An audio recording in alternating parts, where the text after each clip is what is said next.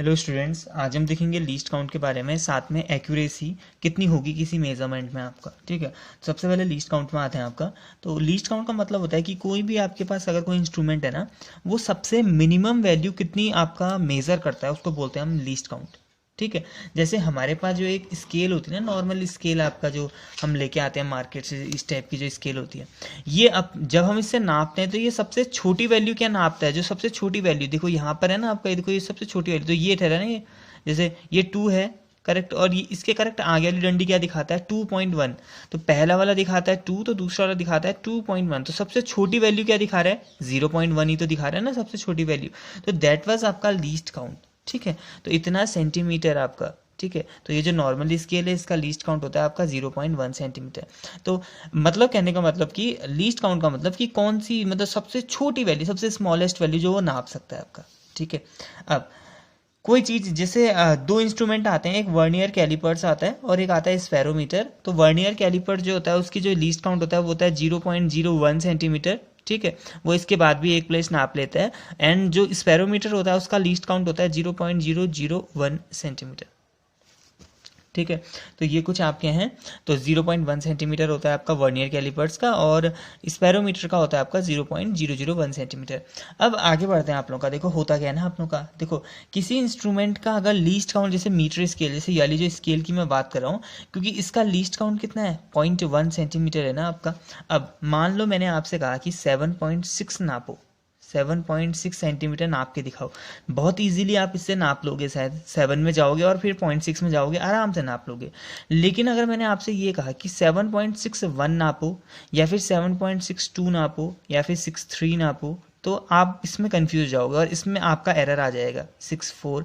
कहने का मतलब जब ये लीस्ट काउंट होता है ना अंदर, ये जैसे जो ये लीस्ट काउंट है, इसमें आपका ना ये आगे वाला जो नंबर है हमें पता नहीं चलता है कि कितना है करके। तो यहाँ पर क्या हो जाती है, गलतियाँ हो जाती हैं आपका। 6.5 हो सकता है, 6.9, ऐसे। तो ये जो पॉसिबल्स हैं इतना है ना आप लोगों का, तो इनमें गलतियां आ सकती हैं, क्योंकि ये तो नाप रहा है बस 7.6 तक है, इसके अंदर की वैल्यू तो नाप ही नहीं रहा है ना आप लोगों का। जैसे इसमें ना आप लोगों का, अब किसी ने 21.1 तो यहाँ पर आ गया, अब 21.16 कहाँ पर आएगा क्या पता चल रहा है। ठीक है, क्योंकि 21 पॉइंट यहाँ पर है तो 21.2 यहाँ पर है, अब 21.6 के साथ कहाँ पर आएगा पता नहीं चलेगा, तो वो एरर आपका प्रोड्यूस करेगा। तो हमसे ये बोला जाता है आपका कि अगर किसी का लीस्ट काउंट 0.1 है तो उसमें जो उसका जो एरर भी आएगा ना, जो मैक्सिमम एरर आता है वो भी कितना होता है आपका 0.1 ही होता है आपका। मैक्सिममली 0.1 पॉइंट तक उसमें क्या जा सकता है, एरर जा सकता है आप लोगों का। ठीक है, अगर किसी का लीस्ट पॉइंट आपका कितना है 0.1। ठीक है, तो ये चीज़ आपको याद रखनी है आपका। तो अब आते हैं आप लोगों का कि अगर आपने कोई जैसे कोई मेज़रमेंट किया ना, उसमें एक्यूरेसी कितनी होगी आपका। ठीक है, वो चीज़ देखते हैं आपका। ठीक है, तो मान लो आपके पास कोई चीज़ है आपका, जैसे मान लो कोई फंक्शन है एस, जो डिपेंड कर रहा है आपका एक्स में, वाई में और जेड में। ठीक है, कोई चीज़ है आप लोगों का, जैसे आप लोगों का जब आप वॉल्यूम निकालते हो ना, किसका वॉल्यूम, जैसे मान लो सिलेंडर का वॉल्यूम निकालते हो, सिलेंडर का वॉल्यूम जब निकालते हो तो क्या आता है, पाई आर स्क्वायर एच, ये होता है ना फॉर्मूला आपका सिलेंडर के वॉल्यूम का। तो जैसे यहाँ पर था ना, वैसे ही आपका देखो दो चीज़ों में डिपेंड कर रहा है, जो वॉल्यूम है वो रेडियस में भी डिपेंड कर रहा है, हाइट में भी। वैसे ही मैंने कहा कि एक फंक्शन है आपका एस, वो एक्स में भी डिपेंड कर रहा है, वाई में भी और जेड में भी। ठीक है, एक्स की पावर भी कुछ मान लेता हूँ मैं ए, वाई की भी और जेड की भी। ठीक है, एक की पावर इसको नेगेटिव में कह देता हूँ। ठीक है, जैसे यहाँ पर है ना, आर की पावर 2 है, एच की पावर 1 है, वैसे ही एक्स की पावर ए, वाई की पावर बी और जेड की पावर -c। ठीक है, जैसे ही आप प्रपोर्शन का साइन हटाओगे और इक्वल टू लेके आओगे तो आगे हमको एक कांस्टेंट लिखना पड़ेगा। तो कांस्टेंट लिख दिया मैंने के, x to the power a, y to the power b, z to the power -c। तो ये आ गया इसका फॉर्मूला। ठीक है, जैसे यहाँ पर फॉर्मूला था ना पाई आर स्क्वायर एच, वैसे ही पाई की जगह के लिखा है मैंने, और ये कुछ फंक्शन है आपके। ठीक है, अब यहाँ समझना आपका, देखो मैंने क्या कहा ना, देखो जब हमने एक्स को नापा होगा, जैसे यहाँ पर हमने रेडियस को नापा होगा, तो रेडियस में भी कुछ एरर आया होगा आपका, हाइट में भी कुछ एरर आया होगा ना आपका। तो वही चीज़, एक्स को नापा आपने, एक्स को मेजर किया, इसमें भी कुछ एरर आया, वाई को मेजर किया, इसमें भी कुछ एरर है, जेड में भी कुछ एरर है। अब क्योंकि ये इस फॉर्मूले में आपने रखा है, तो अब ओवरऑल क्या होगा, इस एक्स एस में भी जब आप एस की वैल्यू जब आंसर आएगा तो उसमें भी कुछ ना कुछ एरर पक्का होगा आपका। तो एस में कितना एरर होगा, एस कितना एक्यूरेट है, ये निकालने के लिए हम फॉर्मूला निकाल रहे हैं। ठीक है, तो अब क्या करेंगे ना, इतना करने के बाद दोनों तरफ लॉग ले लेना। क्या करोगे, टेकिंग लॉग। ठीक है, लॉग लो दोनों तरफ, क्या हो जाएगा, यहाँ पर हो जाएगा log s और उस साइड हो जाएगा log ब्रैकेट के अंदर के x to the power a y to the power b z to the power minus c। अब कुछ रूल्स याद रखना लॉग के। देखो लॉग के अंदर कभी भी चीज़ें मल्टीप्लाई में अगर आपको दिखती है ना, जैसे a b c अगर ऐसे मल्टीप्लाई में दिख रही है आपको, तो इसका फॉर्मूला बन जाता है log a plus log b, मतलब log सब के साथ डिस्ट्रीब्यूट हो जाता है और बीच में प्लस का साइन आ जाता है log c। तो ये फॉर्मूला आपको याद रखना है एक तो log का। दूसरा फॉर्मूला ये याद रखना है, अगर कभी ऐसा होता है log x की पावर कुछ भी हो जाए, यहाँ पर n हो जाए, ठीक है, पावर आए, तो ये जो पावर होती है ना आगे आ जाती है और बन जाता है n log x। तो ये दो फॉर्मूला याद रखना है और यहाँ पर हम अप्लाई करेंगे, ठीक है। तो सबसे पहले देखो ये सारे के सारे टर्म्स मल्टीप्लाई में है ना, तो सबसे पहले हो जाएगा log s is equal to log k, सबको ओपन हो जाएगा log k plus log x to the power a plus log y to the power b plus log z to the power minus c। क्या कहा मैंने, ये अगर अंदर multiply में चीज़ें होती हैं तो सबके साथ ओपन कर लोगे और प्लस लगा दोगे, तो कर दिया मैंने सबके साथ। अब क्या कहेंगे, पावर वाला, अगर किसी की कुछ पावर होती तो पावर आगे आ जाती है आपका, तो लगाओ log s is equal to हो जाएगा log k plus a log x, ये a बाहर आ गया, ठीक है, वैसे ही b log y, ठीक है, वैसे ही माइनस c बाहर आएगा तो माइनस c log z, ठीक है, इतना कुछ। अब करते हैं हम इसका डिफरेंशिएट, आपका पार्शियल डिफरेंशिएट, ठीक है। तो ये जो डिफरेंशिएशन वर्ड होता है ये आप लोगों के लिए बहुत नया होगा आप लोगों का, क्योंकि पार्शियल डिफरेंशिएशन क्लास 11th में ही स्टार्ट होता है आप लोगों का, तो मतलब डिफरेंशिएशन क्लास 11th में ही होता है। पार्शियल डिफरेंशिएशन भी डिफरेंशिएशन जैसा होता है, पार्शियल डिफरेंशिएशन,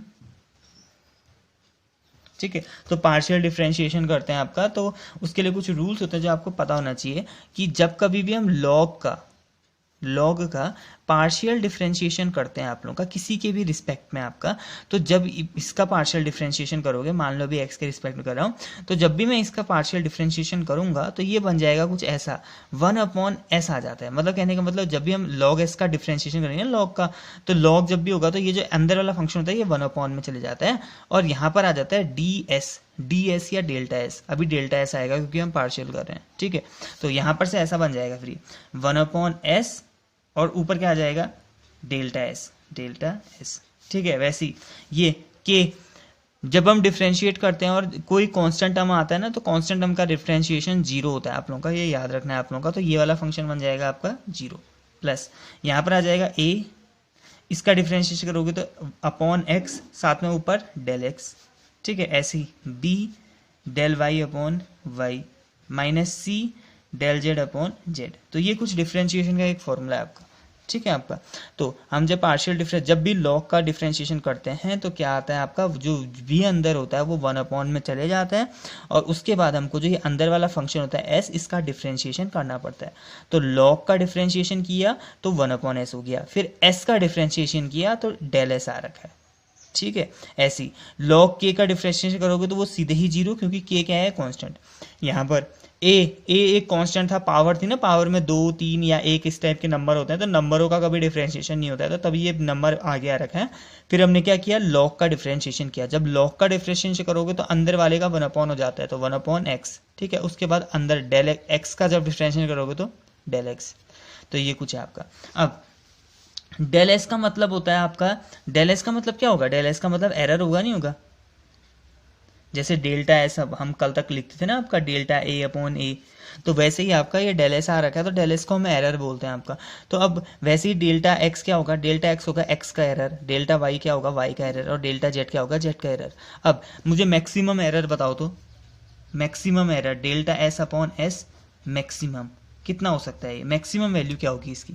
तो मैक्सिमम वैल्यू क्या होगी फिर इसकी, जो ये फंक्शन आ रखा है ना, अगर आप इसको सबको प्लस कर दो, जैसे delta x upon x plus में ही है, ये भी डेल्टा वाई अपॉन वाई, ठीक है, प्लस सी डेल्टा जेड अपॉन जेड। अगर मैंने तीसरे वाले टर्म को भी प्लस कर दिया तो अब ये क्या होगा, ये आंसर मैक्सिमम वैल्यू होगी आपका।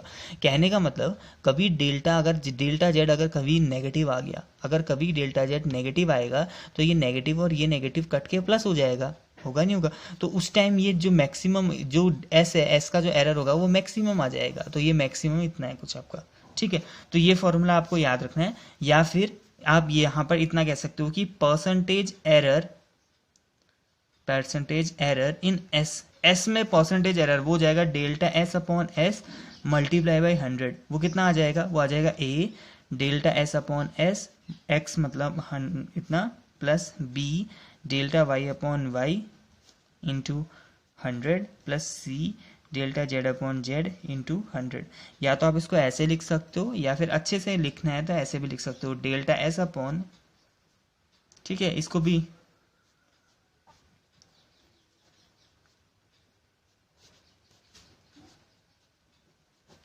इंटू 100 प्लस सी delta Z upon Z into 100। तो ये कुछ आपके पास फॉर्मूला है आपका, जिससे हम क्या निकालते हैं आप लोगों का, हम जब हमको किसी चीज़ का लीस्ट काउंट पता है आप लोगों का और हमने कोई चीज़ उससे निकाल रखी है, तो हम फाइनल जो आपका ये जो टर्म है एस, इसमें कितना एरर आया होगा आपका, ये आप बड़े आराम से निकाल सकते हो।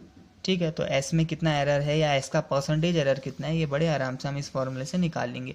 फॉर्मूला बहुत सिंपल है आपका, क्या है देखो, ये अगर फॉर्मूला है ना आपका, तो के जो कांस्टेंट होगा तो उसको तो हटा देना है, उसके बाद एक्स है, एक्स की जो पावर है वो तो मल्टीप्लाई में आ जाएगी ए, और फिर आएगा delta x upon x into 100। ये क्या होगा, एक्स का परसेंटेज एरर।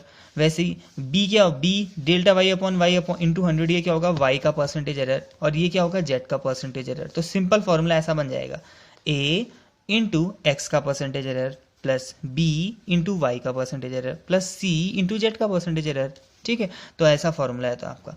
वैसे ही अगर इस फॉर्मूले की बात करूं तो इस फॉर्मूले क्या बन जाएगा, इस फॉर्मूले बन जाएगा आपका 2, ये इसकी पावर 2 है ना आपका, तो 2 इंटू आर का परसेंटेज एरर। वैसे इसकी पावर कितनी है 1 ना, तो 1 इंटू एच का परसेंटेज एरर। तो ऐसे करके आप आराम से वॉल्यूम का परसेंटेज एरर निकाल सकते हो आप लोगों का। तो ये न्यूमेरिकल के लिए बहुत इंपॉर्टेंट है, तो जो नेक्स्ट वीडियो आएगा उसमें हम इसके कुछ न्यूमेरिकल सॉल्व करेंगे। ठीक है।